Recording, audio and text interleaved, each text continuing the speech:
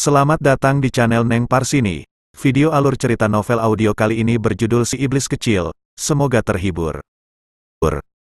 Bab 13. Piton Api Bening. Kota Sihe, 600 li jaraknya dari kota Heijin.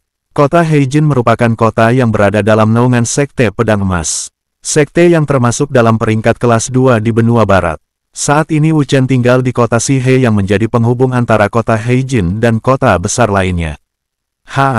Kenapa tidak ada jasa pengawalan di kota kecil ini? Seorang pria muda tampak sedikit frustasi karena tidak menemukan satupun jasa pengawalan yang dia butuhkan di kota Sihe. Sekarang bagaimana Tuan Muda? Apa sebaiknya kita tunda dulu keberangkatan ke kota Yinzuan? Berdiam di sini sementara menunggu pengawal baru datang dari kota Heijin. Seorang pelayan laki-laki parubaya memberi usulan pada putra majikannya. Tidak, aku tidak ingin membangun citra buruk di depan guru baruku nanti. Kita sudah berjanji akan sampai di Sekte Cakar Naga dalam waktu 3 hari. Jika sampai terlambat, dia pasti akan memberi penilaian buruk dan menganggapku seorang murid yang tidak disiplin. Petik 2. Paman Songji, carilah seseorang yang cukup mengenal kota ini. Tanyakan padanya seseorang yang pantas kita sewa menjadi pengawal. Aku akan pergi. Tuan Muda, tunggulah sebentar di kedai itu. Pelayan Songji menunjuk ke arah satu kedai minuman yang terlihat cukup ramai. Brak, pelayan, tambahkan minumanku. Setengah berteriak Wu Chen membanting cangkir bambu di atas meja. Seorang pelayan wanita sedikit tergopoh-gopoh datang dan mengisi kembali cangkir kayu dengan anggur. Ada 2 orang yang sedang mencarimu, iblis kecil, ucap pelayan itu sambil menunjuk ke arah pelayan Songji dan tuan mudanya. Aku tidak kenal dengan mereka, balas Wu Chen setelah melihat 2 orang yang duduk di meja lain. Dia kembali menenggak minuman di cangkir bambu tanpa mempedulikan kedua orang itu. Melihat sikap pria bertopeng yang direkomendasikan oleh orang kota Sihe, membuat pelayan Songji menjadi sangsi. Sebaiknya kita kirim surat saja untuk meminta pengawalan baru pada Tuan Besar.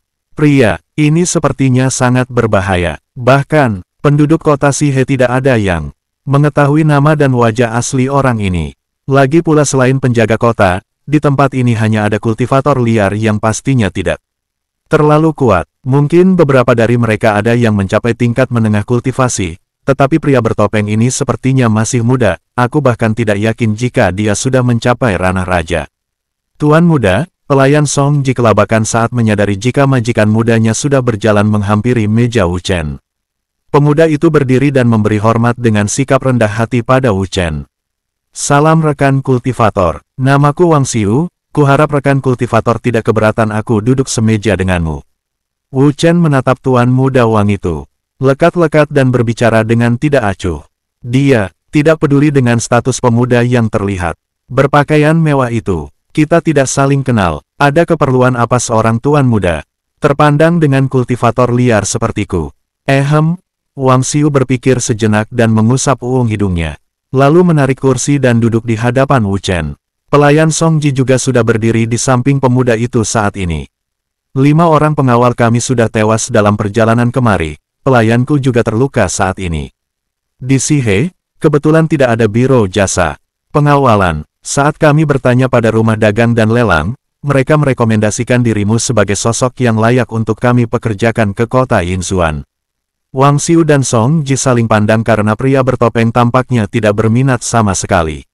Mereka kesulitan untuk menilai reaksi pria itu karena topeng yang dia kenakan. Aku bukan pekerja pengawalan, dan aku tidak tertarik untuk bekerja dengan orang lain. Masih dengan sikap tak acuh, Wu Chen masih sibuk dengan cangkir bambu yang dia genggam. Rekan kultivator, tenang saja, kami tentu akan membayar dengan harga yang pantas. Selesai berbicara, Wang Xiu memberi isyarat pada Songji untuk mengeluarkan kantung pembayaran, yang tentu saja dari koin emas, karena koin perak dan perunggu tentu tidak berharga bagi para kultivator. Kami bersedia membayar 500 koin emas, nilai yang sama untuk bayaran 5 orang pengawal. Kali ini Songji yang berbicara dengan meletakkan kantung emas di meja Wu Chen. Sebagai itikat baik, kami akan membayar setengah di muka. Setengah lagi saat kita sampai di Sekte Cakar Naga. Wu Chen tergelak saat mendengar penjelasan pelayan Song. Perjalanan ke kota Yinzuan memakan waktu 5 hari dengan berkuda. Apa kalian bercanda menawarkan kesepakatan seperti itu? Aku lebih baik berburu monster iblis tingkat 3, setidaknya bisa mendapatkan 1000 koin emas paling sedikit. Kalian tawarkan pada orang lain saja, mereka mungkin tertarik dengan tawaran menggelikan itu. Kau, raut wajah pelayan Song terlihat tidak bersahabat saat mendengar perkataan Wu Chen, tetapi Wang Xiu menghentikan pria itu untuk melanjutkan perkataannya. Begini rekan kultivator, julukanmu iblis. Kecil bukan? Wang Xiu tampak menimbang-nimbang sesuatu dalam benaknya. Untuk dikatakan, pemuda itu lalu mendekatkan wajahnya pada Wu Chen dan sedikit berbisik menunjukkan sesuatu pada pria bertopeng itu. Kau pasti mengetahui lencana ini bukan? Wu Chen menjadi sedikit tertarik saat melihat lencana alkemis tingkat 2 dalam genggaman pemuda Wang itu. Tetapi dia tetap diam dengan tatapan datar. Aku akan menambah bayaranmu dengan 1 pil tingkat 2. Song Ji yang mendengar bisikan Wang Xiu pada pria bertopeng terkejut dengan keputusan tuan mudanya. Nilai pil itu terlalu tinggi untuk menjadi penawaran untuk sekedar kerja pengawalan. Wu Chen sedikit tersenyum, lalu mengarahkan 2 jarinya pada Wang Xiu. 2 pil penguat pondasi tingkat 2, 1 murni dari kalian. Dan 1 lagi aku yang akan menyediakan bahan-bahannya. Kecuali kau seorang ranah raja atau kaisar. Itu mungkin tidak masalah. Perlihatkan pada kami tingkat kultivasimu. Song Ji merasa geram, karena pria bertopeng itu terlalu tamak. Menurutnya, kalau keberatan, silahkan kalian tawarkan pada orang lain.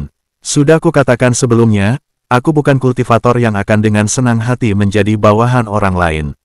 Kalaupun aku ingin, aku akan melakukannya karena sedang bosan. Mendengar perkataan pria bertopeng membuat wajah Song Ji memerah karena kesal. Sebaiknya kita cari orang lain saja tuan muda. Aku tidak percaya pada orang ini, karakternya sesuai dengan julukannya, bisik Song Ji pada tuan muda Wang Xiu. Baiklah, kita sepakat. Wang Xiu tanpa diduga mengulurkan tangan untuk bersalaman pada Wu Chen. Tentu saja iblis kecil itu setuju dan menerima uluran tangan Wang Xiu. Di sisi lain, pelayan Song Ji hanya bisa menelan kekesalan. Bagaimanapun, majikannya sudah membuat kesepakatan. Kalau begitu bisa kita berangkat saat ini juga. Wang Xiu tampaknya sangat tergesa-gesa. Untuk sampai ke kota Yinzuan. Pelayan, mereka yang akan membayar tagihanku. Perkataan pria bertopeng membuat pelayan Song tidak mampu berkata-kata. Namun dia tetap membayarnya karena perintah dari Wang Xiu. Sesuai kesepakatan mereka akan bertemu di gerbang kota. Song Ji mengernyitkan kening saat melihat iblis kecil datang seorang diri. Di mana rekan-rekanmu? Tanya pelayan itu dengan raut penuh tanda tanya. Wu Chen yang kini berambut panjang terurai hanya bisa garuk-garuk kepala. Memangnya apa yang dikatakan oleh rumah dagang pada kalian tentangku? Tenangkan dirimu Pan Song, sepertinya kau sudah salah paham. Bukankah kau sendiri yang mengatakan kalau mereka juga memberinya julukan serigala penyendiri? Kuharap kau setangguh yang mereka katakan iblis kecil, ucap Wang Xiu langsung menyentak tali kekang kuda mengikuti jalan ke arah kota Yinzuan. Kebetulan sekali aku ada urusan ke kota Yinzuan. Setidaknya upah dari mereka, mengurangi pengeluaranku, batin Wu Chen, dengan tersenyum tipis. Perjalanan mereka pada hari pertama tidak mendapat kendala sedikitpun. Hingga pada pagi hari kedua, di daerah Cadas Berbatu, kuda yang mereka tunggangi mendadak ketakutan. Suara ledakan lalu disusul dengan sebuah bongkahan batu besar terbang ke arah 3 orang itu. Awas tuan muda, pelayan Song Ji langsung melompat turun dari kuda dan berdiri di depan kuda tunggangan Wang Xiu. Bersiap untuk menahan bongkahan batu besar. Wu Chen yang menjadi pengawal 2 orang itu langsung melompat dengan kepalan tinju yang dipenuhi oleh energi Qi. Hia, setengah berteriak, Wu Chen memukul batu itu dengan melepas Qi di kepalan tinju hingga bongkahan batu besar itu hancur berderai. Waspadalah, kemungkinan ada serangan. Susulan, Wu Chen dengan tenang, memperingatkan 2 orang yang mempekerjakan dirinya. Sesaat kemudian mereka mendengar suara monster iblis, dan juga suara pertarungan. Mereka melihat 10 orang pasukan prajurit kekaisaran yang mengawal 1 kereta kuda, tengah bertarung dengan seekor monster iblis tingkat 6. Melihat kekuatannya, makhluk itu mungkin sudah mendekati tingkat 7. Satu di antara orang kekaisaran itu terlihat seorang wanita dengan gaun berwarna kuning dan menggunakan cadar. Luar biasa, itu monster piton api bening. Salah satu jenis api langka, tapi kenapa ada monster tingkat 6 jauh dari wilayah monster iblis? Pelayan Song tidak menyangka akan melihat monster piton raksasa dalam perjalanannya kali ini. Dahi Wu Chen mengernyit saat mendengar penuturan pelayan Song. Paman Song tahu dari mana kalau itu monster yang memiliki inti api? Aku tidak melihat monster itu menggunakan elemen api, tanya pemuda itu penasaran. Kau bahkan tidak tahu hal mendasar seperti itu, kalau kau hanya tidak mengenali inti api makhluk ini, aku masih memaklumi karena kau kultivator liar, tapi kultivator muda sekalipun akan tahu dengan melihat matanya saja. Jika monster iblis memiliki inti api, matanya akan berwarna merah. Jadi seperti itu, pantas saja Chung Li dulu langsung mengenali kelabang api biru. Wu Chen teringat kembali saat-saat perburuan dengan ketiga sahabatnya. Walau rasa sakit akan kematian Yu Yun masih menghantui pemuda itu, Wu Chen sebenarnya berkeinginan untuk membantu para prajurit yang tengah melindungi kereta, lebih tepatnya tertarik untuk mendapatkan inti api monster iblis piton. Tetapi pemuda itu dalam keadaan dilema.